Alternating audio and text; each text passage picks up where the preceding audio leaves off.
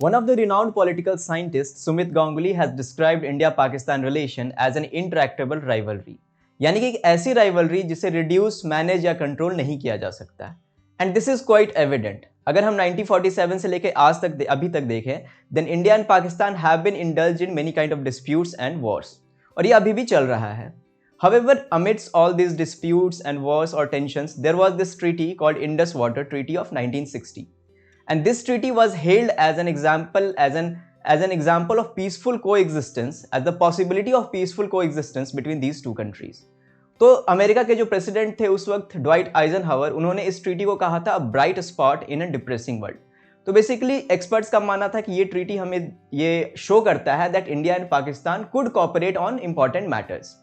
अभी recently India ने ये डिसाइड किया है, इंडिया ने एक शाहपुर कांडी बराज बनाया है, जिसके बाद से जो रावी नदी का पानी है it will completely stop flowing into Pakistan.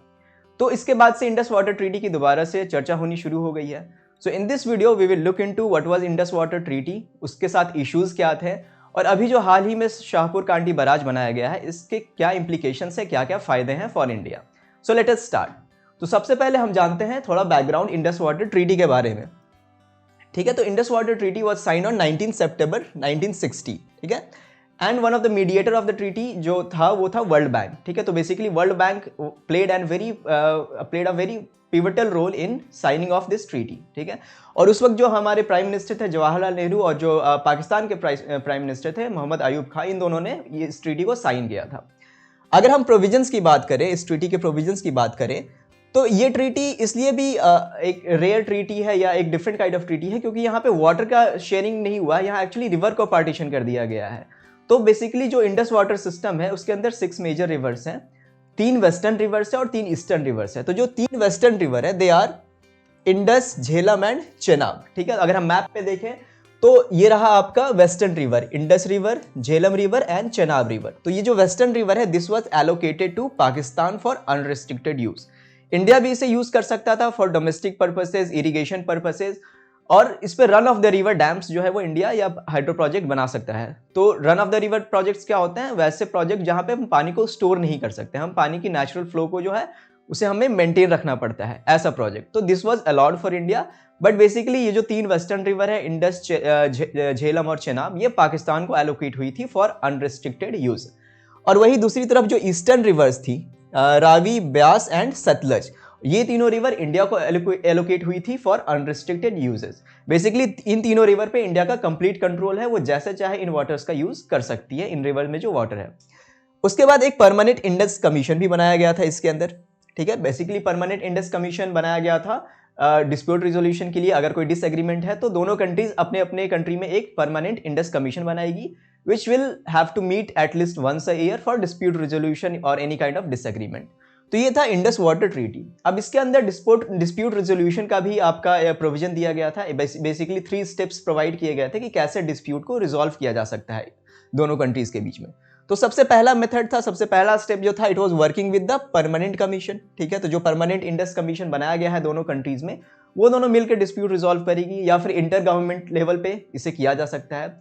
अगर यहां पे रिजोल्यूशन नहीं निकल पाता then we will move on to next step which is consulting a world bank appointed neutral expert.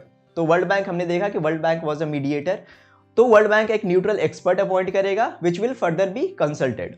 अगर यहां भी कोई रिजोल्यूशन नहीं निकलता, कोई रिजल्ट नहीं निकलता, then the final step will be to set up a court process through permanent court of arbitrage in Hague. तो PCA is basically permanent court of arbitrage. ये आर्बिट्रेशंस जो है वो देखता है, ये कोर्ट जो है आपका नीदरलैंड हेग में है. तो ये 3 स्टेप्स दिए गए थे for dispute resolution under this treaty. अब हम देखते हैं कि इश्यूज क्या है इंडस वाटर ट्रीटीज के साथ. तो बेसिकली जो इश्यूज है उसको 2 ब्रॉड कैटेगरी में हम लोग डिवाइड कर सकते हैं. पहला है political issues which is the most important part, और दूसरा है इकोलॉजिकल इश्यूज. तो अगर हम पॉलिटिकल इश्यूज की बात करें तो बहुत सारे एक्सपर्ट्स का कहना है that this agreement is very लोप साइडेड. ठीक है, खासकर एक जियो स्ट्रेटेजिस्ट है बहुत फेमस, उनका नाम है Brahma Chelani.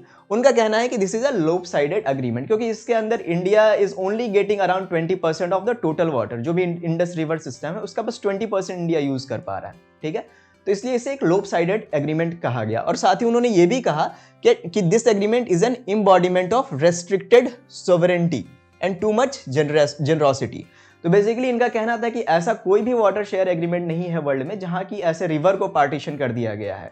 Basically India was too generous, it बहुत ज़्यादा हमने जो वाटर है वो पाकिस्तान को दे दिया और अपने लिए बहुत कम वाटर रखा।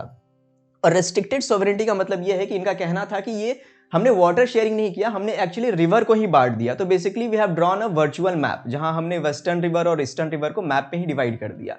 और फिर it is one of the rarest treaty जहां पे जो अप स्ट्रीम रिवर है, यानी जो इंडिया है जिधर से नदी बह के आ रही है, और जो डाउन स्ट्रीम कंट्री है जो कि पाकिस्तान है, तो it is one of the rarest treaty जहां पे upstream country is being compelled to provide water to downstream country, that is Pakistan. और इसलिए ये हमारी सॉवरेनिटी को रेस्ट्रिक्ट करता है, यानी हम जो वाटर को यूज जिस तरह से करना चाहते हैं वो नहीं करने देता हमें ये जो ट्रीटी है। तो इसलिए इन्होंने कहा कि this treaty is an embodiment of restricted sovereignty and this is not merely water sharing but river partitioning, ठीक है। उसके बाद जो वाटर जो है it is one of the primary resource, natural resource of Jammu Kashmir region. और रिसेंट टाइम्स में ऐसा देखा जा रहा था कि वहाँ पे वाटर स्कैरसिटी देखने को मिल रहा था जम्मू कश्मीर रीजन में, जिससे कि बहुत ज़्यादा ग्रीवांसेस वहाँ से निकल के आ रहे थे। तो ये भी इसके लिए भी बहुत इंपॉर्टेंट है कि इंडस वाटर ट्रीटी को वापस से रिविजिट किया जाए दोबारा से, वाटर शेयरिंग एग्रीमेंट को। उसके बाद पाकिस्तान ऑब्स्ट्रक्शनिस्ट अप्रोच। तो और हमने देखा कि जो 3 वेस्टर्न रिवर है, झेलम, चेनाब और इंडस, उसके ऊपर India is allowed to make run of the river project, ठीक है। बट इंडिया ने जब भी ऐसा करने की कोशिश की है, फॉर एग्जांपल हम किशन गंगा और रातले प्रोजेक्ट बनाने की कोशिश कर रहे थे, लाइक दोनों झेलम पे ही है, Kishan Ganga is an tributary of Jhelum. तो जब ये हम किशन गंगा प्रोजेक्ट बना रहे थे तो इसके अगेंस्ट पाकिस्तान ने अपील किया था इन एन आर्बिट्रेशन ट्राइब्यूनल, ठीक है। 2011 में पाकिस्तान ने अपील किया था, और जब 2013 में ट्राइब्यूनल का डिसीजन आया तो it was kind of a setback for India. जो उनका डिसीजन था it was not in favour of India. तो Pakistan has always been creating obstruction. जब भी इंडिया ने कोशिश की है कोई डैम या कोई इरिगेशन प्रोजेक्ट बनाने की इन सब रिवर्स पे under the treaty, with in the terms of treaty, फिर भी पाकिस्तान ने उसके अगेंस्ट जो है वो क्वेश्चन रेज किया है और या उसको ऑब्स्ट्रक्ट करने की कोशिश की है।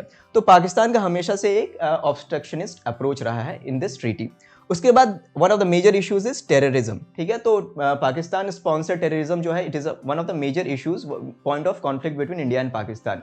तो 2016 में जब उरी अटैक हुआ था, one of the deadliest attack, terrorist attack by Pakistan, तो उसके बाद पीएम मोदी ने कहा था कि blood and water can not flow together. तो basically it was he implied कि हम इंडस वाटर ट्रीटी जो है उससे हम वी हैव टू रीलुक, और ये ब्लड और वाटर एक साथ फ्लो नहीं कर सकता, we are being too generous. उसके बाद जब पुलवामा अटैक हुआ था, उसके बाद जो मिनिस्टर है हमारे गवर्नमेंट की लाइक नितिन गडकरी, उन्होंने भी कहा था कि जो इंडस वाटर ट्रीटी है हम we have to use these river waters to create a pressure on Pakistan, ठीक है। तो ये हमने देखा पॉलिटिकल इश्यूज क्या है इस ट्रीटी के अकॉर्डिंग। और उसके बाद इकोलॉजिकल इश्यूज भी हैं। तो अभी क्लाइमेट चेंज हो रहा है, बहुत ग्लेशियर मेल्ट्स हो रहे हैं, या जो टेम्परेचर राइज के कारण क्या हो रहा है कि बहुत सारी जो रिवर में जो वाटर रिचार्ज है वो it is been either been decreasing और it is not same as before, ठीक है। तो जब ट्रीटी साइन हुआ था उससे तब से लेकर के आज तक इट हैज़ चेंज्ड, ठीक है। तो काफ़ी ज़्यादा इकोलॉजिकल इश्यूज भी क्रिएट हुए हैं रिसेंट टाइम्स में, जैसे कि ग्राउंड वाटर डिप्लीशन हो गया, या इरिगेशन के लिए वाटर का यूजेस इंक्रीज हुआ है, डिमांड भी इंक्रीज हुआ है with the rise in population. तो इसके लिए भी जरूरी है कि ये जो इंडस वाटर ट्रीटी है इसको वापस से वी शुड मॉडिफाई या वी शुड रीलुक इनटू, ठीक है। तो ये हमने देखा कि इश्यूज क्या है, पॉलिटिकल इशू और इकोलॉजिकल इशू, 2 पार्ट में हमने डिवाइड किया। तो this was all about Indus water treaty. अब हम देखते हैं कि अभी जो शाहपुर कांडी बराज बनाया गया है ये कहाँ है, इसका लोकेशन क्या है, इसके फीचर्स क्या है और इसका क्या फायदा हो सकता है।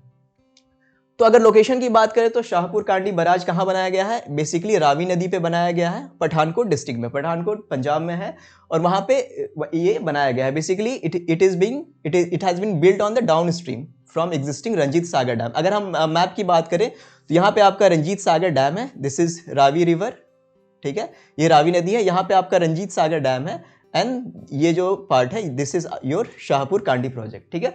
तो रंजीत सागर डैम से जो एक्स्ट्रा वाटर फ्लो होगा वो यहाँ पे हम स्टोर करेंगे शाहपुर कांडी बराज में, और फिर फर्दर इसको डाइवर्ट करेंगे जहाँ पे भी इरिगेशन या फिर पावर जनरेशन के लिए भी यूज करेंगे बेसिकली। तो ये था लोकेशन। अब इसका डुअल पर्पस है, इरिगेशन भी है और पावर भी है। अगर हम पावर की बात करें तो 206 मेगावाट जनरेशन यहाँ पे किया जा सकता है, और इरिगेशन की बात करें तो बोथ जम्मू कश्मीर और पंजाब रीजन में इससे इरिगेशन प्रोवाइड किया जाएगा, स्पेशली जम्मू कश्मीर रीजन और 2 district Kathua district and Samba district, ठीक है। तो इन डिस्ट्रिक्ट्स में हम वाटर प्रोवाइड कर पाएंगे और फर्दर एग्रीकल्चर वगैरह को प्रमोट करेंगे। ठीक है।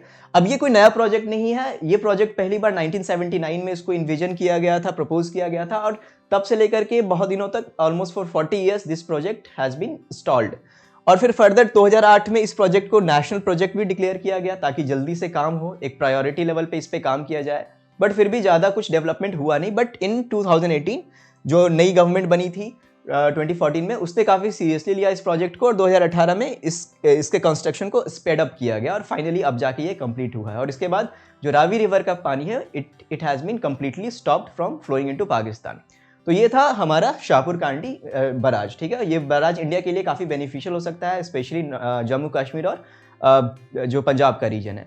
तो अभी ये बराज बनने के बाद पाकिस्तान का कमेंट आया है that the Pakistan is saying that this is water terrorism basically, ठीक है। बट इंडिया के लिए ये बराज काफ़ी ज़रूरी है। साथ ही कई लोगों का कहना है कि कई एक्सपर्ट्स का कहना है कि इंडस वाटर ट्रीटी को इंडिया को जो है यूज़ करना चाहिए, या फिर जो रिवर्स हैं इंडिया इंडस रिवर सिस्टम में जो भी रिवर्स हैं, इंडिया को उसे यूज़ करना चाहिए as a leverage to put pressure on Pakistan, क्योंकि it is much cheaper than building up army या बाइंग आर्म्स, और बॉर्डर पेट्रोलिंग से ज़्यादा ईजी है to create pressure through this water sharing, ठीक है। तो कुछ लोगों का कहना है this is much cheaper and most effective option available for India, ठीक है। बट कुछ लोगों का ये भी कहना है कि India should be cautious in taking such step, क्योंकि इंडिया के अपने इश्यूज है दूसरे कंट्रीज के साथ वाटर शेयरिंग में, लाइक चाइना के साथ। तो अगर हम ऐसा कोई स्टेप लेते हैं तो it will set a bad example as well. Although Indus water treaty was signed in 1960, और आर्टिकल 12 कहता है इस ट्रीटी का that from time to time the treaty could be modified according to the needs. So we should we need to look into this treaty now. We should look forward to modify this treaty according to the needs. और आने वाले time में हम देखेंगे कि कैसे इसका क्या इम्पैक्ट पड़ता है, क्या रिस्पॉन्स होता है पाकिस्तान का further. So this was all for today's video. मिलते हैं किसी इंटरेस्टिंग टॉपिक पे अगले वीडियो में। Thank you.